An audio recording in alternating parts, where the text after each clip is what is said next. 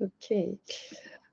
Bonjour tout le monde, bienvenue à notre webinaire numéro 13, détection des dérives énergétiques à l'aide d'un système de management de l'énergie.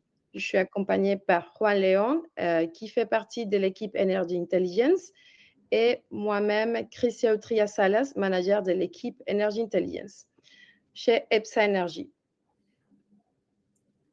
EPSA vous accompagne à optimiser vos résultats financiers, opérationnels et environnementaux.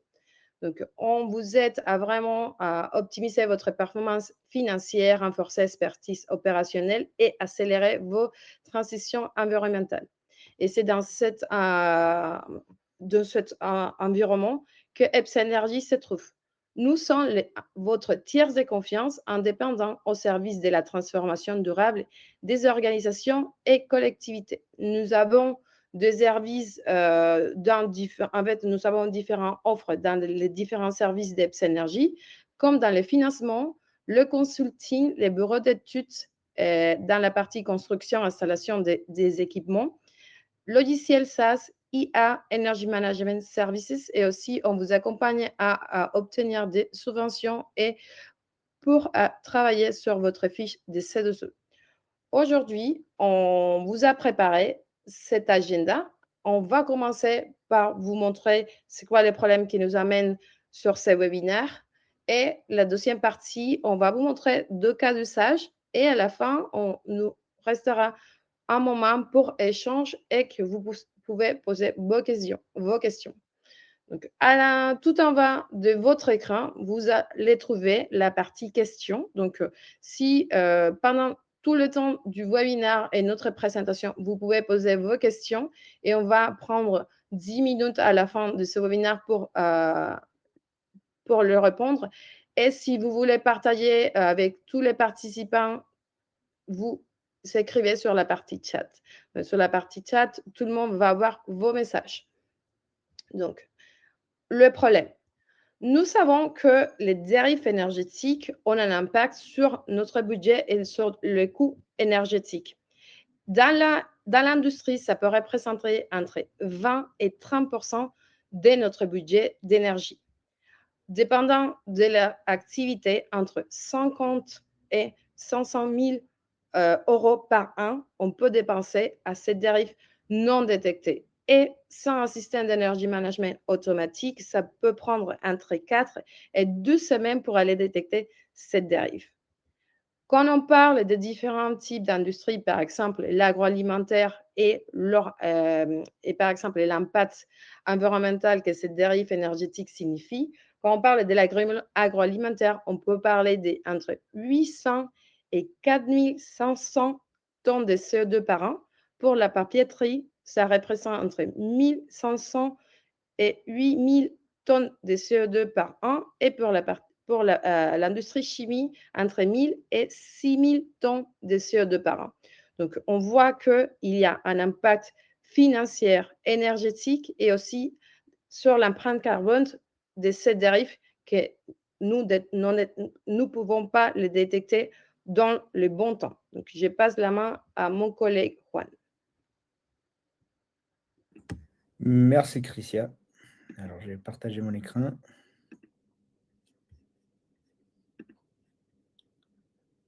Là.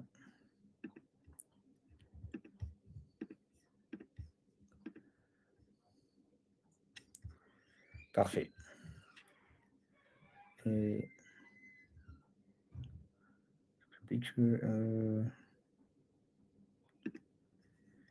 c'est ça, parfait. Alors, pour les premiers problèmes, je vais vous mettre en contexte.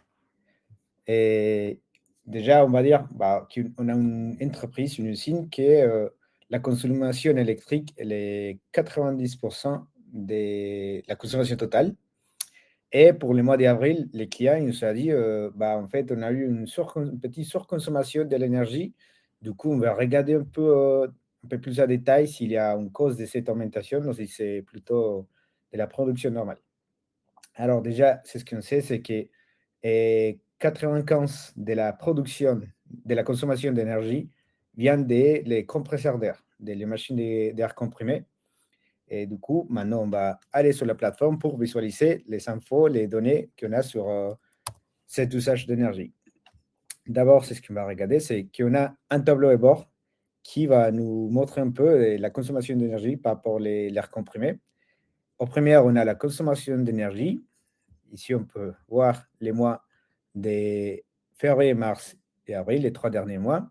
Et comme ça, on ne voit pas beaucoup de différence entre les semaines. Après, on regarde la consommation d'air, la production d'air comprimé, excuse-moi. Et pareil, il n'y a pas de grosse augmentation. Mais quand on commence à regarder les indicateurs spécifiques, et par exemple les water par millimètre cube, ici, quand on regarde février, mars, avril, en avril, on voit que ça monte de 105 à 106. C'est une petite augmentation, mais on veut regarder déjà la cause de cette augmentation. On va plonger un peu plus au détail de ça. Alors, là, on va aller dans une autre tableau de bord qui va nous montrer la consommation spécifique de cette part de l'air comprimé. D'abord, si on regarde les mois et partie février, par exemple, on va mettre au max cette image. On voit en vert l'indicateur. Il est très stable pendant les périodes de production et les périodes haute production. Il est très stable. Par contre, quand on passe au niveau des mois d'avril, on voit qu'il commence à avoir un comportement un peu plus différent, plutôt pendant les périodes d'arrêt. Et là, c'est pas normal. Du coup, on veut plonger, regarder un peu plus à détail. Et déjà, ce qu'on sait, c'est que l'indicateur qu'on regardait tout à l'heure, et je reviens sur le mois de mars, et le niveau excellent, c'est entre 90 et 110 watt par millimètre cube, accepté entre 110 et 220, et des opportunités d'amélioration, c'est entre 120 et 140. Comme on disait, normalement, c'est 105, mais quand on passe pour le mois d'avril, on voit que ça monte et en 107, on sait que c'est encore bien, mais on va encore regarder un peu plus en détail la cause de cette surconsommation. Et par rapport aux types de machines qu'on a, on a 3 types de machines avec plusieurs niveaux de puissance. Et c'est ce qu'on va regarder, par exemple, c'est les machines 2, 3 et 4. Elles sont la même taille, la même type de machine. Du coup, on va avoir un point de référence pour savoir si ça monte ou pas. On peut regrouper alors les machines, la machine 1, 2, 3, 4 ensemble, et la machine 5.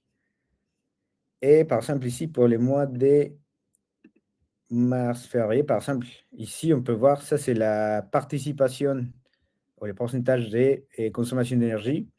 Les 3 machines, les 2, 3 et 4, comme ça, elle prend 19,5% des consommations. Et la production totale, c'est pareil. C'est bien ça.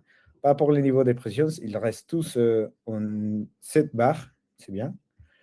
Mais quand on passe dans les mois d'avril, là, ici, on voit que pour la machine numéro 3, il a une augmentation de la consommation d'énergie, mais la production d'air comprimé reste pareil que les autres. Ça veut dire qu'il produit la même quantité d'air comprimé que les autres, mais il consomme plus d'énergie. Et aussi, c'est ce qu'on voit ici, c'est que la pression moyenne de cette machine, elle a monté de 7 à 7,2. Alors maintenant, on va regarder beaucoup plus à détail les indicateurs pour chaque machine. Ici, on a la machine 2, 105 pendant la période de travail, et pendant la période d'arrêt, c'est 105. Et grâce à qui on avait configuré la plateforme, on peut regarder dans quel... il met un peu de salaire, mais ici, ils nous disent que c'est bien les niveaux de 114, mais ce n'est pas idéal. Et pour les périodes d'arrêt, c'est jusqu'à 122. Du coup, là, on voit qu'on a un problème par rapport à la machine numéro 3. Donc, du coup, comme on disait, on l'a comparé à la machine numéro 2 et la machine numéro 4. Même si on peut aller à l'arrière pour regarder les mois précédents, pour les mois de mars, pour la machine numéro 3, ça a été un 105. Du coup, c'est un problème que ça a commencé à partir des mois d'avril. D'accord? Alors, la question, c'est combien ça me coûte d'avoir une machine avec, dans ce cas, ça peut être un fuite, parce que là, ici, on voit que la pression, elle monte et pendant les périodes d'arrêt. Et du coup, ça veut dire qu'il comme il a une perte d'air, et la machine doit garder la même pression, toute la même quantité d'air comprimé. Du coup, elle doit mettre plus de pression. Du coup, elle va consommer plus d'énergie. Alors, la question, c'est combien ça me coûte d'avoir ce problème. On peut le maîtriser grâce à les plans d'action. Et si on va sur la part des plans d'action, ici, j'ai créé un plan d'action pour regarder combien ça me coûte. Et pour les maîtriser, je vais faire un indicateur. On prend la consommation d'énergie et les quantités d'air comprimé, et on va faire un indicateur avec ça. On va prendre des périodes de référence, qui c'est une période qui dit qu'il marchait correctement. On va prendre mars. Et les périodes d'évaluation, on va prendre les mois d'avril. OK? Et une fois on fait ça, ça déjà, vous voyez l'espace rouge, ça veut dire qu'il y a une surconsommation. Et aussi, la plateforme, il me permet de savoir combien j'avais surconsommé. Du coup, c'est 1439 kWh. Et en termes de prix, ça nous donne 244 € par mois de surconsommation à cause de cette fuite. Et du coup, c'est une bonne manière de savoir les impacts des problèmes qu'on a, des maintenances qu'on ne fait pas. OK? Là, je vais m'arrêter. Je les passe la main à Christian pour regarder un autre problème. Attendez.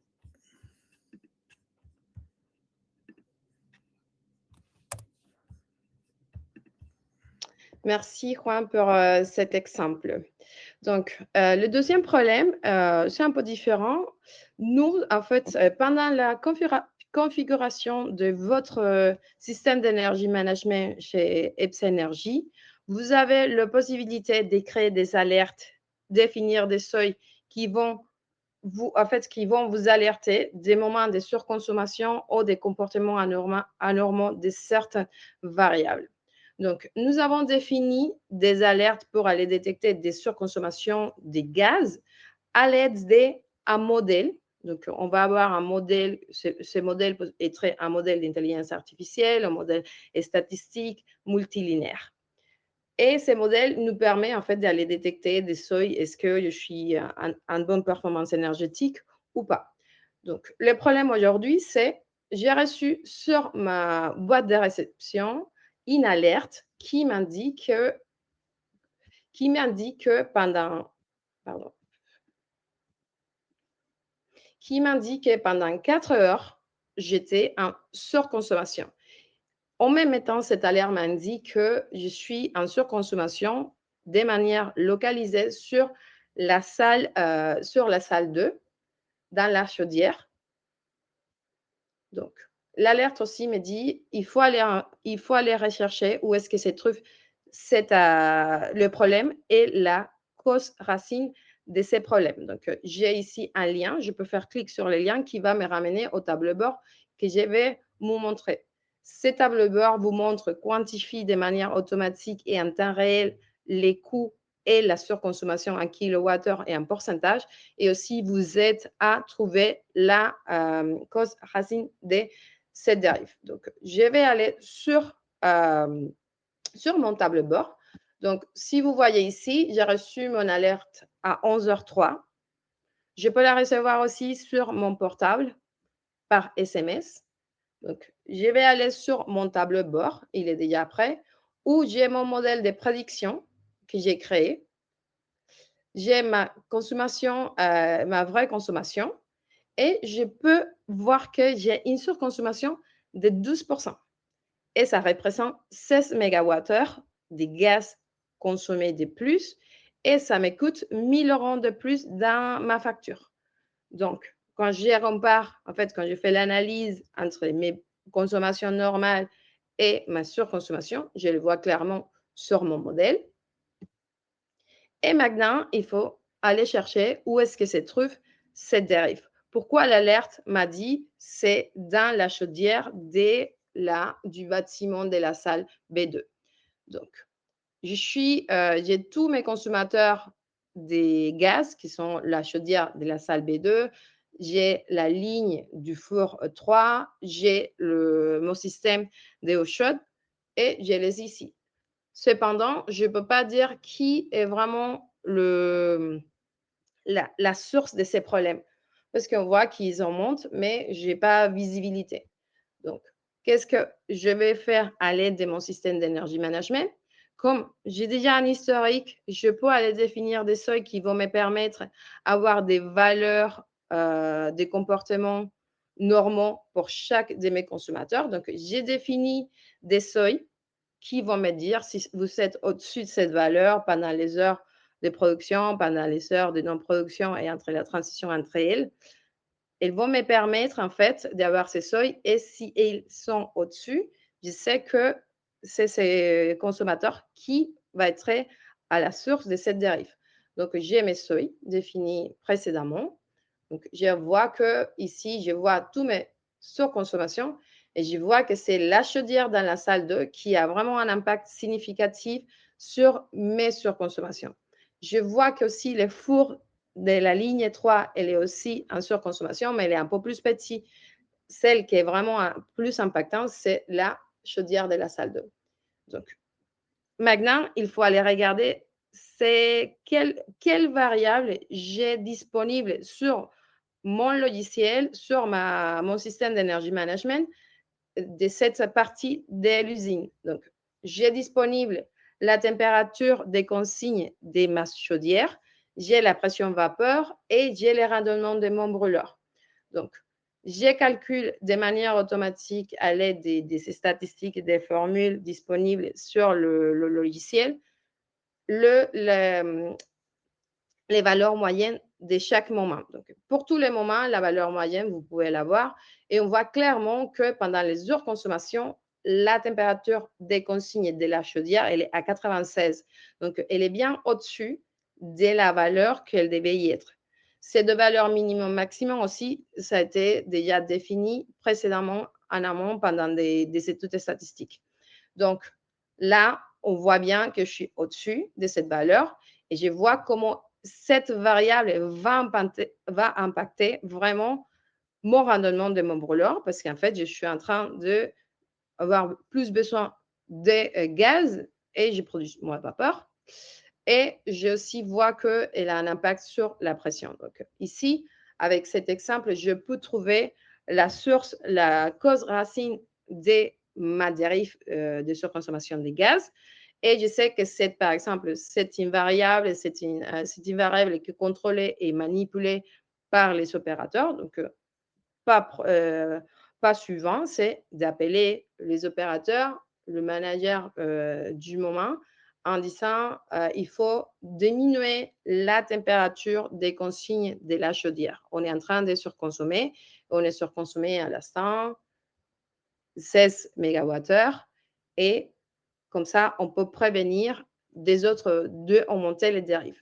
Si je n'avais pas fait cette analyse et si je n'avais pas réagi de manière rapide, j'aurais pu, par exemple, pendant toute la journée, laisser cette consigne et avoir à la fin de la journée, après les 11 heures que c'était l'heure qui arrivait mon alerte, 2 800 € de plus que j'ai pu vraiment économiser grâce à ce système de monitoring.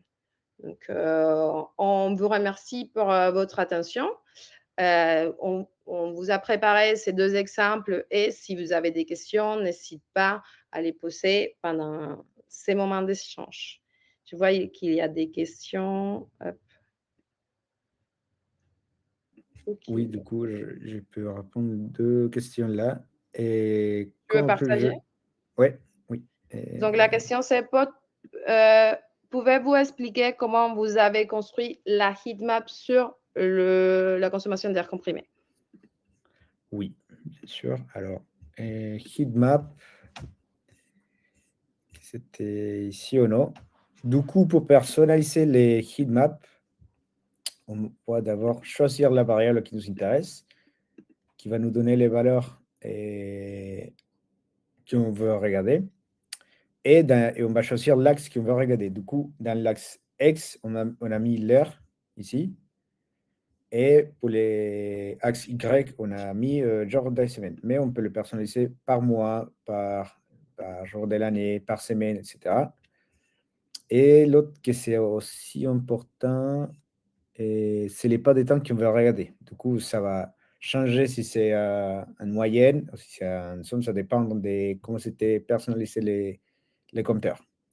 Mais c'est un widget très, très facile et ça donne beaucoup d'informations des les comportements d'une variable spécifique pendant la semaine. Oh, les paramètres que vous voulez regarder. Ici, les paramétrages, non, c'est bon. OK. Et la deuxième question, c'était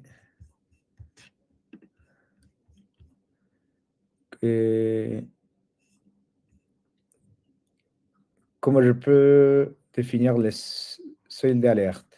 Et ça, c'est ce qu'on peut faire. Attendez, je repartage encore.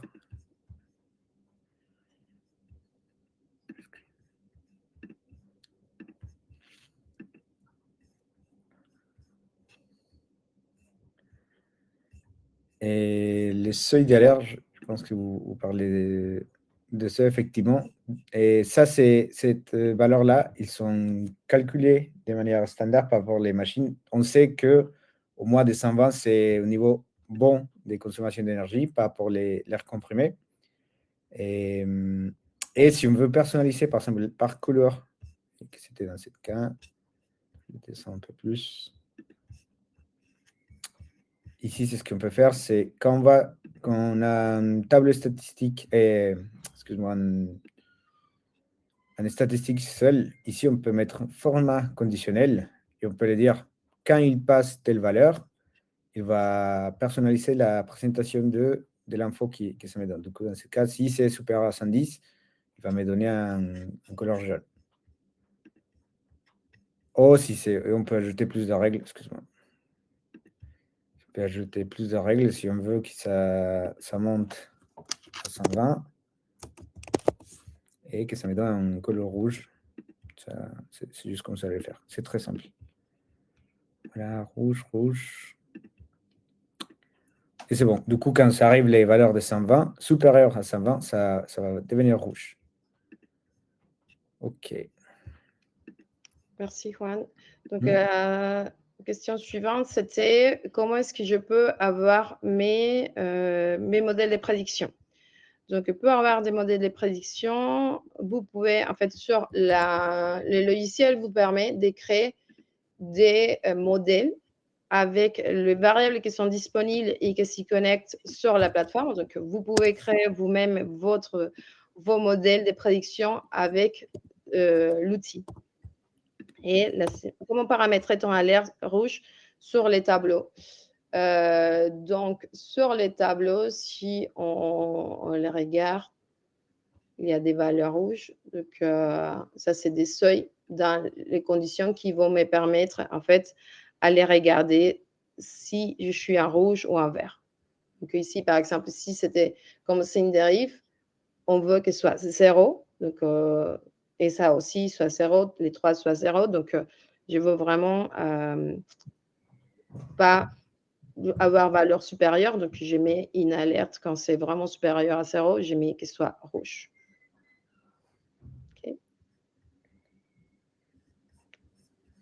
Bon, on n'en a pas plus de questions. On va mettre un sondage. On vous remercie si vous pouvez les répondre.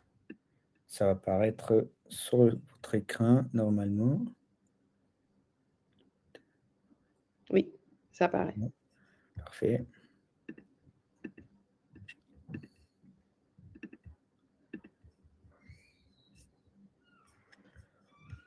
On vous remercie pour votre attention et on vous retrouve dans notre prochain webinaire. Merci beaucoup. Merci beaucoup.